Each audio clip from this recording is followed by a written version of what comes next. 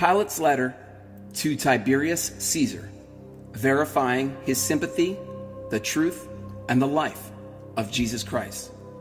From the archaeological writings of the Sanhedrin and the Talmuds of the Jews, entered into the congressional record in the year 1887. To noble Tiberius Caesar, Emperor of Rome, noble sovereign, greeting.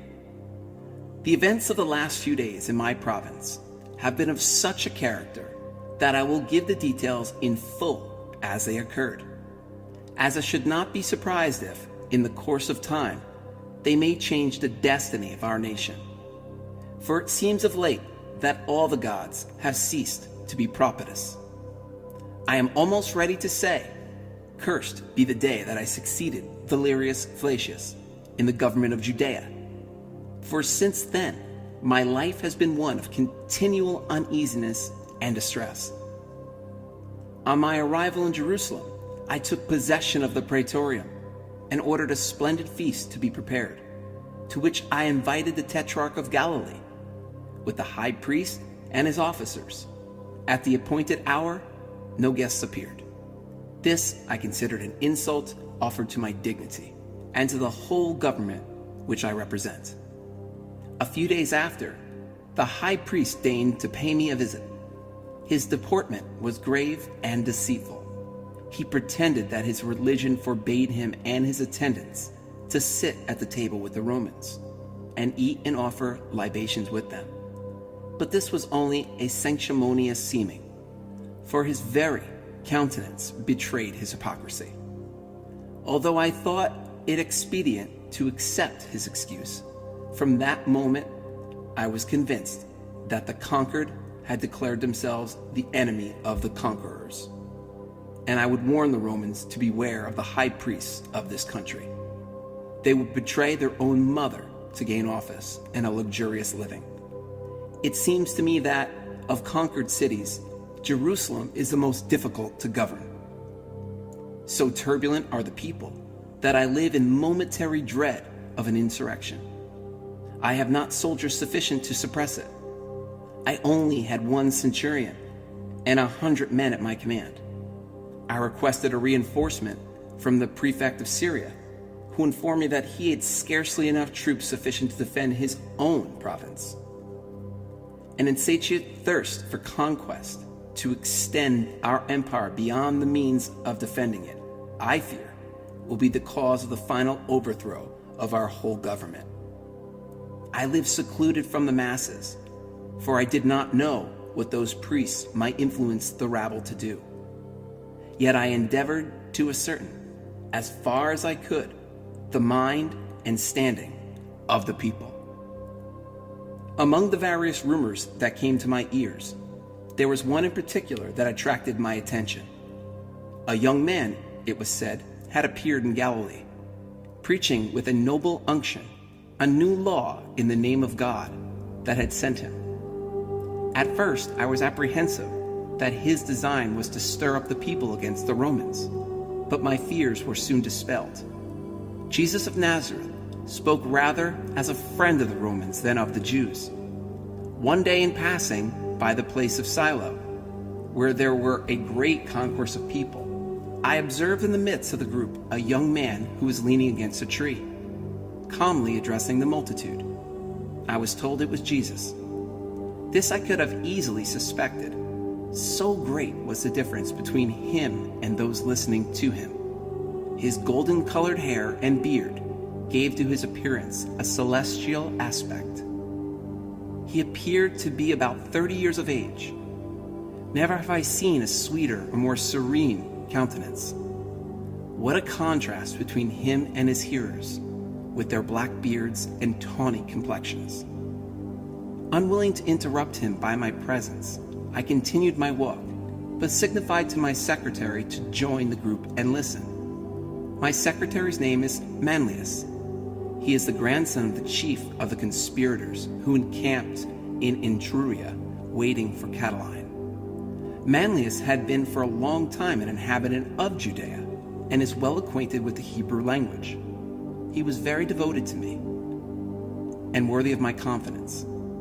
On entering the praetorium, I found Manlius, who related to me the words Jesus had pronounced at Silo. Never have I read in the works of the philosophers anything that can compare to the maxims of Jesus. One of the rebellious Jews, so numerous in Jerusalem, having asked Jesus if it was lawful to give tribute to Caesar, he replied, "Render unto Caesar the things that belong to Caesar, and unto God the things that are God's." It was on account of the wisdom of his saying that I granted so much liberty to the Nazarene, for it was in my power to have had him arrested and exiled to Pontus. But that would have been contrary to the justice which have always characterized the Roman government in all its dealings with men. This man was neither seditious nor rebellious. I extended to him my protection, unknown perhaps to himself.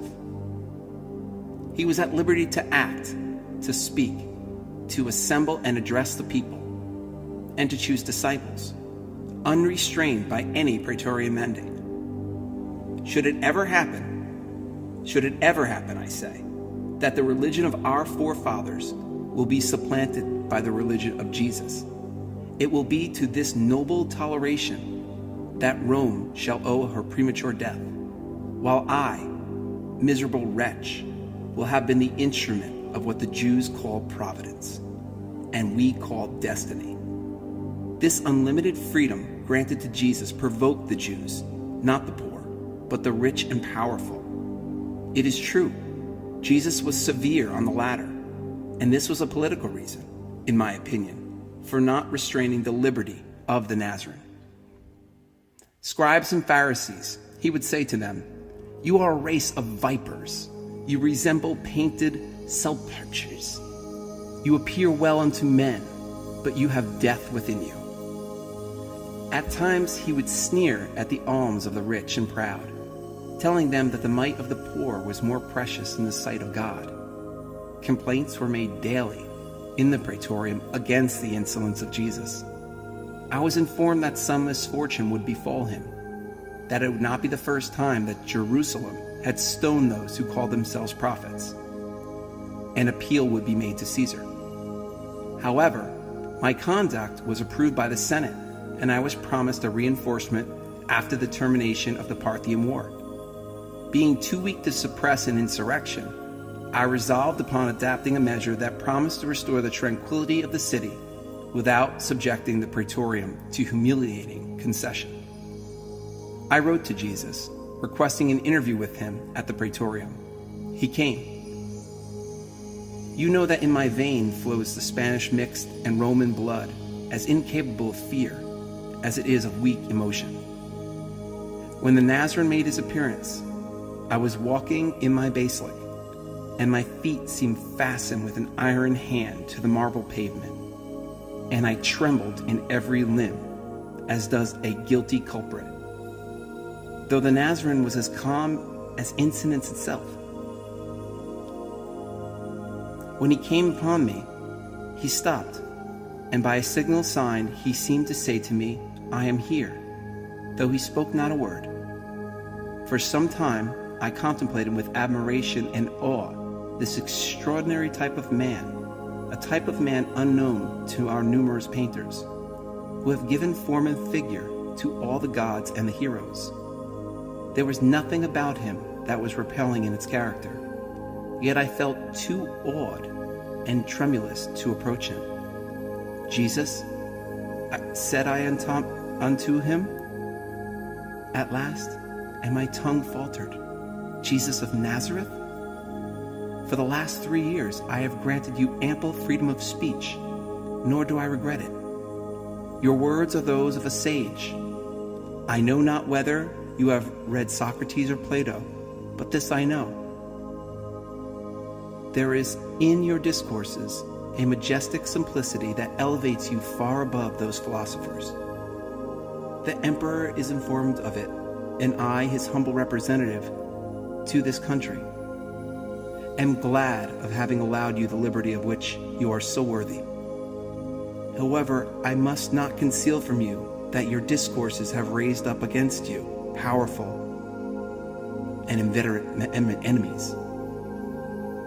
Nor is this surprising. Socrates had enemies, and he fell victim to their hatred. Yours are doubly incensed against you on account of your discourses being so severe upon their conduct. Against me indirectly, leagued with you for the purpose of deceiving the Hebrews of the little civil power which Rome has left them. My request, I do not say my order is, that you be more circumspect and moderate in your discourses in the future, and more considerate of them, lest you arouse the pride of your enemies, and they raise against you the stupid populace, and compel me to employ the instruments of law. The Nazarene calmly replied, Prince of the earth, your words proceed not from true wisdom. Say to the torrent to stop in the midst of the mountain gorge. It will uproot the trees of the valley. The torrent will answer you that it obeys the laws of nature and the Creator. God alone knows whither flows the waters of the torrent. Verily I say unto you, before the rose of Sharon blossoms, the blood of the just shall be spilt. Your blood shall not be spilt, said I with deep emotion. You are more precious in the estimation on account of your wisdom than all the turbulent and proud Pharisees who abuse the freedom granted them by the Romans. They conspire against Caesar and convert his bounty into fear, impressing the unlearned that Caesar is a tyrant and seeks their ruin. Insolent wretches, they are not aware that the wolf of the Tiber sometimes clothes himself with the skin of the sheep to accomplish it with his wicked designs. I will protect you against them. My praetorium shall be an asylum, sacred both day and night. Jesus carelessly shook his head and said with a grave and divine smile, When the day shall come, there will be no asylums for the Son of Man, neither in earth nor under the earth. The asylum of the just is there, pointing to the heavens. That which is written in the books of the prophets must be accomplished. Young man, I mildly answered, you will oblige me to convert my request into an order. The safety of the province, which has been confided to my care, requires it. You must observe more moderation in your discourses. Do not infringe my order. You know the consequences. May happiness attend you. Farewell. Prince of the earth, Jesus replied, I come not to bring war into the world, but peace, love, and charity. I was born the same day on which Augustus gave peace to the Roman world. Persecutions proceed not from me. I expect it from others, and will meet it in obedience to the will of my Father, who has shown me the way. Restrain, therefore, your worldly prudence. It is not in your power to arrest the victim at the foot of the tabernacle of expiation. So saying, he disappeared like a bright shadow behind the curtain of the basilica, to my great relief, for I felt a heavy burden on me, of which I could not relieve myself while in his presence. To Herod, who then reigned in Galilee, the enemies of Jesus addressed themselves to wreak their vengeance on the Nazarene.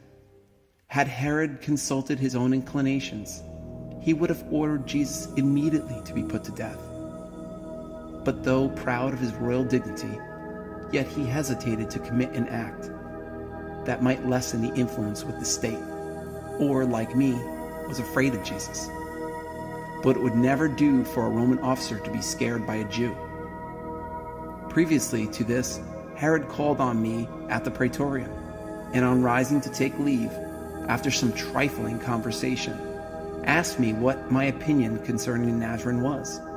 I replied that Jesus appeared to me to be one of those great philosophers that great nations sometimes produced, that his doctrines were by no means sacrilegious, and that the intentions of Rome were to leave him to that freedom of speech which was justified by his actions. Herod smiled maliciously, and saluting me with ironical respect, departed. The great feast of the Jews was approaching, and the intention was to avail themselves of the popular exultation, which always manifests itself at the solemnities and the Passover. The city was overflowing with the tumultuous populace, clamoring for the death of the Nazarene. My emissaries informed me that the treasure of the temple had been employed in bribing the people. The danger was pressing. A Roman centurion had been insulted. I wrote to the prefect of Syria for 100 foot soldiers and as many cavalry. He declined. I saw myself alone with a handful of veterans in the midst of a rebellious city, too weak to suppress an uprising, and having no choice left but to tolerate it. They had seized upon Jesus and the seditious rabble. Although they had nothing to fear from the praetorium, believing, as their leaders had told them, that I winked at their sedition, continued vociferating, "Crucify him! Crucify him!" 3 powerful parties had combined together at the time against Jesus. First, the Herodians and the Sadducees, whose seditious conduct seemed to have proceeded from double motives. They hated the Nazarene and were impatient of the Roman yoke. They never forgave me for having entered the holy city with banners that bore the image of the Roman emperor.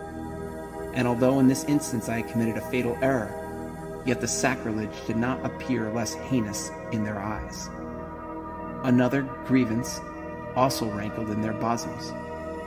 I had proposed to employ a part of the treasure of the temple in erecting edifices for public use. My proposal was scorned. The Pharisees were avowed enemies of Jesus. They cared not for the government. They bore with bitterness the severe reprimands which the Nazarene for 3 years had been continually giving them wherever he went. Timid and too weak to act by themselves, they had embraced the quarrels of the Herodians and the Sadducees. Besides these 3 parties, I had to contend against the reckless populace, always ready to join a sedition and to profit by the disorder and confusion that resulted therefrom. Jesus was dragged before the high priest and was condemned to death. It was then that the high priest, Caiaphas, performed a divisory act of submission. He sent his prisoner to me to confirm his condemnation and secure his execution. I answered to him that, as Jesus was a Galilean, the affair came under Herod's jurisdiction, and ordered him to be sent thither. The wily tetrarch professed humility, and protesting his deference to the lieutenant of Caesar, he committed the fate of the man to my hands. Soon my palace assumed the aspect of the besieged citadel. Every moment increased the number of the malcontents. Jerusalem was inundated with crowds from the mountains of Nazareth. All Judea appeared to be pouring into the city. I had taken a wife from among the Gauls, who pretended to see into futurity. Weeping and throwing herself at my feet, she said to me, "Beware, beware, and touch not that man, for he is holy. Last night I saw him in a vision. He was walking on the waters. He was flying on the wings of the wind. He spoke to the tempest and to the fishes of the lake. All were obedient to him. Behold, the torrent in Mount Kedron flows with blood. That statues of Caesar are filled with geminide. The columns of the interium have given way, and the sun is veiled in mourning like a vestal in the tomb. Ah, Pilate, evil awaits thee. If thou wilt not listen to the vows of thy wife, dread the curse of the Roman Senate. Dread the frowns of Caesar." By this time, the marble stair groaned under the weight of the multitude. The Nazarene was brought back to me. I proceeded to the halls of justice, followed by my guard, and asked the people in a severe tone what they demanded. "The death of the Nazarene," was their reply. "For what crime?" "He has blasphemed. He has prophesied the ruin of the temple. He calls himself the Son of God, the Messiah, the King of the Jews. Roman justice, said I, punishes not such offenses with death. Crucify him, cried the relentless rabble. The vociferations of the infuriated mob shook the palace to its foundations. There was but one who appeared to be calm in the midst of the vast multitude. It was the Nazarene. After many fruitless attempts to protect him from the fury of his merciless prosecutors, I adopted a measure of which at the moment appeared to me to be the only one that could save his life.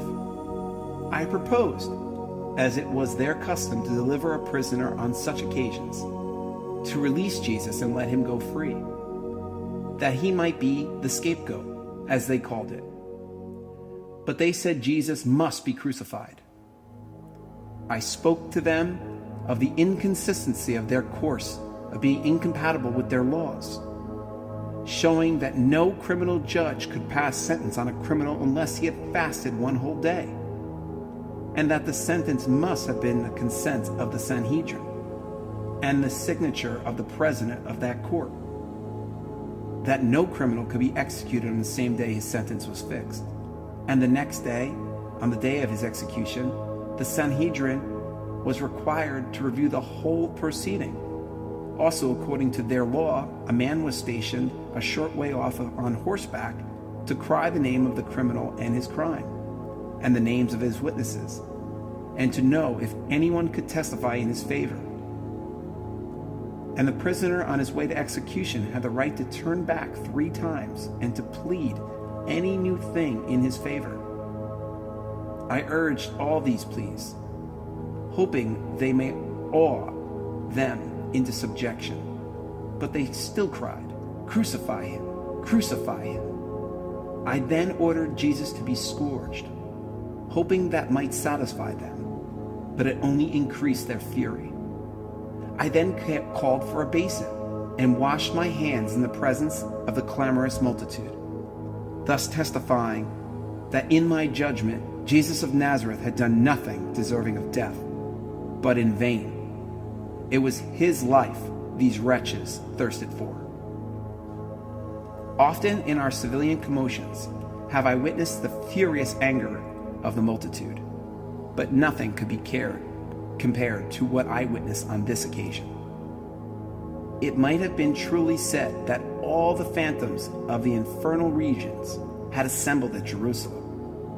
The crowd appeared not to walk, but to be borne off and whirled as a vortex, rolling along in living waves from the portals of the Praetorium even until Mount Zion, with howling screams, shrieks, and vociferations such as were never heard in the seditions of the Pannonia or in the tumults of the Forum.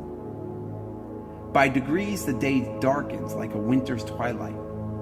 Such has not been at the death of the great Julius Caesar. It was likewise the Ides of March. The continued governor of a rebellious province was leaning against a column of his basilic, contemplating athwart the dreary gloom that fiends of Tartarus dragging the execution of the innocent Nazarene. All around me was deserted. Jerusalem had vomited forth her indwellers through the funeral gate that leads to Jamonica. An air of desolation and sadness enveloped me. My guards had joined the cavalry, and the centurion, with a display of power, was endeavoring to keep order. I was left alone, and my breaking heart admonished me that what was passing at that moment appertained rather to the history of the gods than that of men. A loud clamor was heard proceeding from Golgotha, which, borne on the winds, seemed to announce an agony such as was never heard by mortal ears. Dark clouds lowered over the pinnacle of the temple, and setting over the city covered it as with a veil. So dreadful were the signs that men saw both in the heavens and on the earth, that Dionysius the Areopagite, is reported to have exclaimed, "Either the author of nature is suffering or the universe is falling apart." Whilst these appalling scenes of nature were transpiring, there was a dreadful earthquake in Lower Egypt, which filled everybody with fear and scared the superstitious Jews almost to death. It is said that Balthasar, an aged and learned Jew of Antioch, was found dead after the excitement was over. Whether he died from alarm or grief is not known. He was a strong friend of the Nazarene. Near the first hour of the night, I threw my mantle around me and went down into the city towards the gates of Golgotha. The sacrifice was consummated. The crowd was returning home, still agitated. It is true, but gloomy, taciturn, and desperate. But they had stricken them with terror and remorse. I also saw my little Roman cohort pass by mournfully, the standard bearer having veiled his eagle in token of grief, and I overheard some of the Jewish soldiers murmuring strange words, which I did not understand. Others were recounting miracles, very like those which have so often smitten the Romans by the will of the gods. Sometimes groups of men and women would halt, then looking back towards Mount Calvary, would remain motionless in expectation of witnessing some new prodigy. I returned to the praetorium, sad and pensive. On ascending the steps, of which were still stained with the blood of the Nazarene,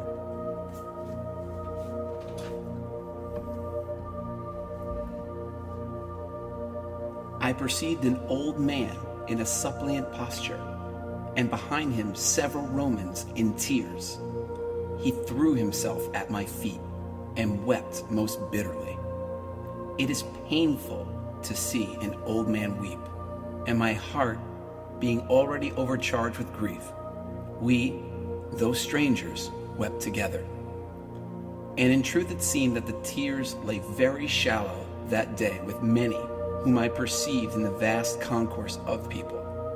I never witnessed such an extreme revulsion of feeling. Those who betrayed him and sold him, those who testified against him, those who cried, "Crucify him, we have his blood," all slunk off like cowardly curs and washed their teeth with vinegar.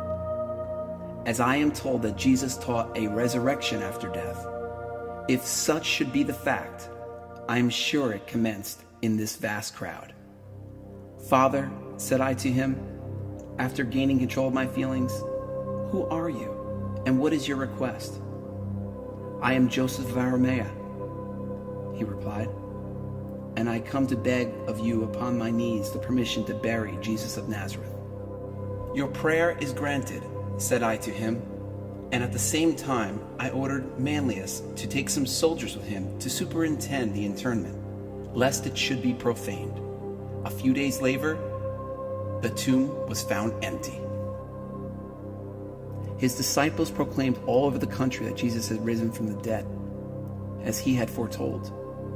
This created more excitement even than the crucifixion.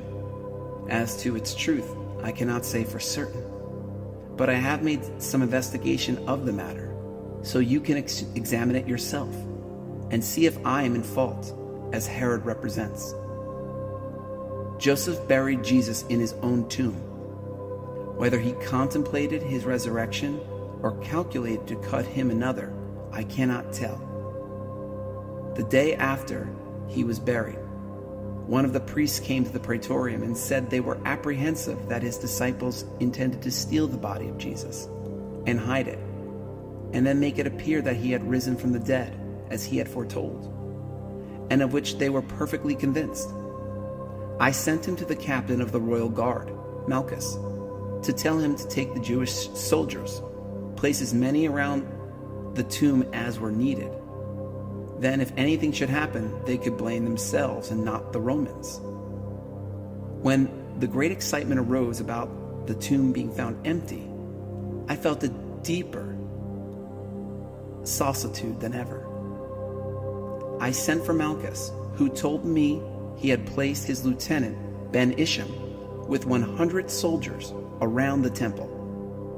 He told me that Isham and the soldiers were very much alarmed at what had occurred there that very morning. I sent for this man, Isham, who related to me, as near as I can recollect, the following circumstances. He said that at the beginning of the 4th watch, they saw a soft and beautiful light over the tomb. He at first thought that the women had come to embalm the body of Jesus, as was their custom, but he could not see how they had gotten through the guards. While these thoughts were passing through his mind, behold, the whole place was lit up, and there seemed to be crowds of the dead in their grave clothes. All seemed to be shouting and filled with ecstasy, while all around and above was the most beautiful music he had ever heard. And the whole air seemed to be full of voices praising God.